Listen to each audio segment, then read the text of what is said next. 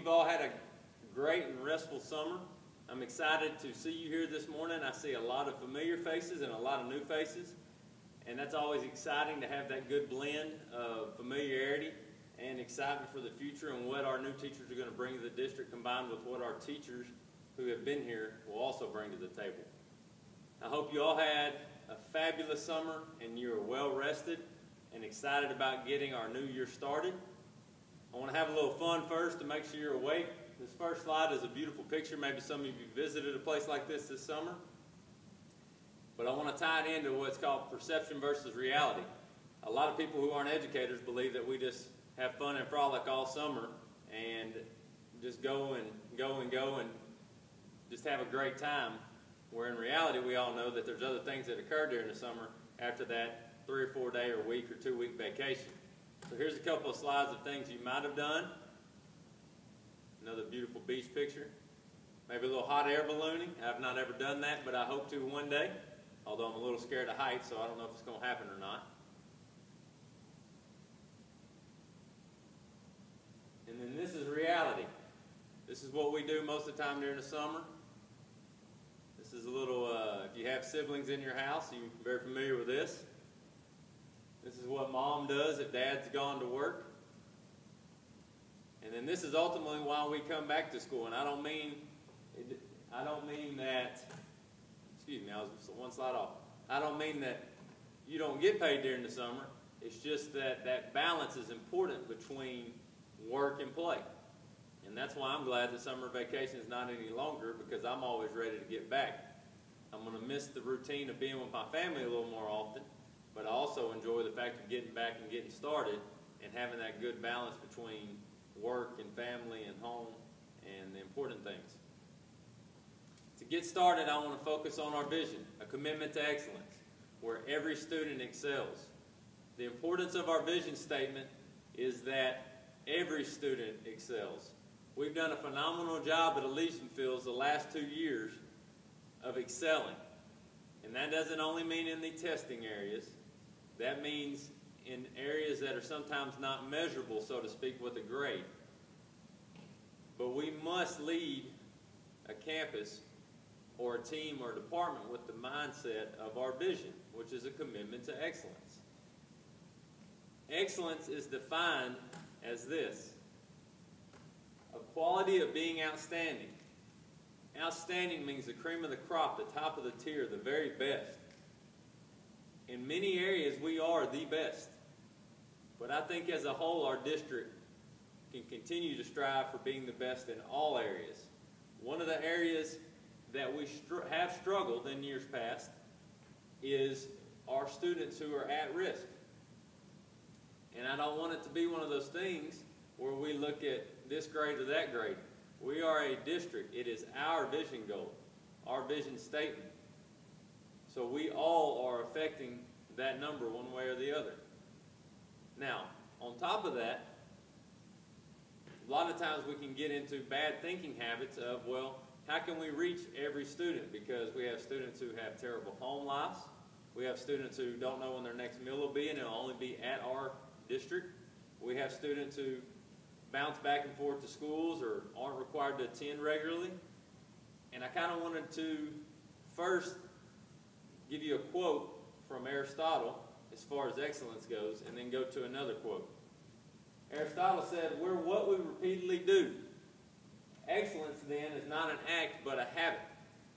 And I like that quote because we have to retrain our habits and our thinking processes. We can reach every student. We can reach every child, no matter what their circumstance is, no matter how at risk they are. In our AEIS reports the last 2 years, we have had 37% of our students at risk for not meeting the educational goals needed. And that's a high number. And I think that we have the capability and the staff and the resources to drastically cut that number in half. Now, tied to that number, our dropout rate the last 2 years has gone from a little over 11% to 5%. And that's a compliment to you and buying into our goals that we set forth 2 years ago.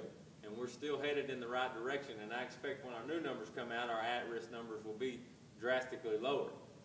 a little prefiguring that I did, it's going to probably drop, I'm thinking, from 37% to roughly 15 to 20%, which is phenomenal.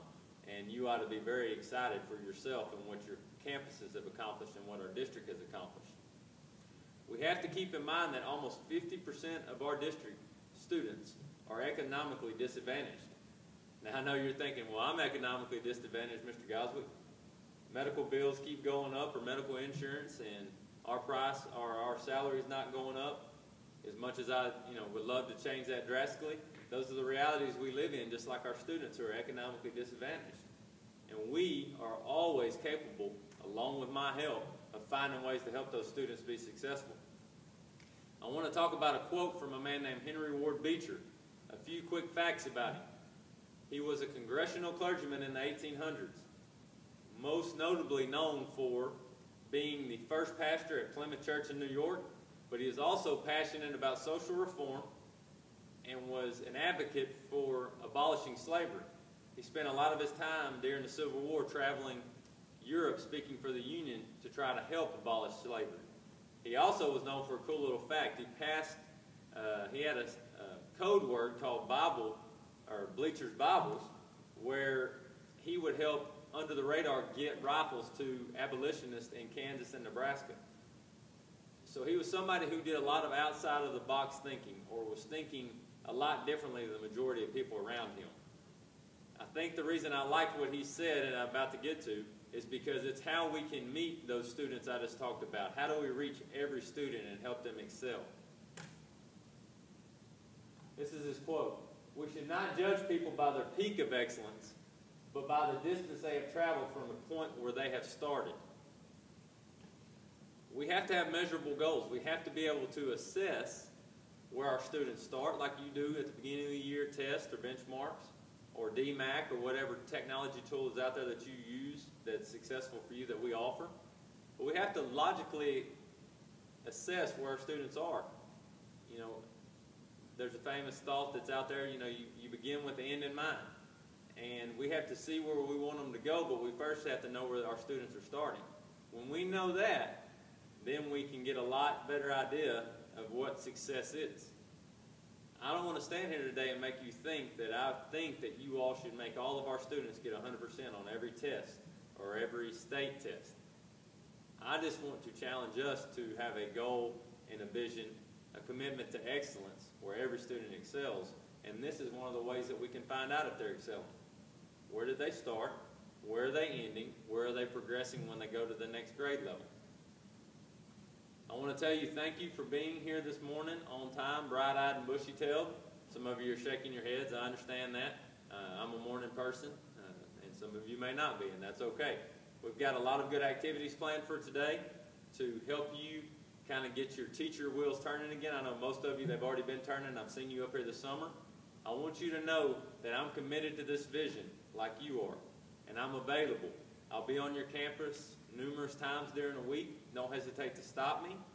If you'd rather do it more one-on-one, shoot me an email. Let me know when your conference time is, and I will do my best to see you as soon as possible for any concerns or praises for the district that you'd like to discuss. I hope you're all as excited as I am to be here today and for this week.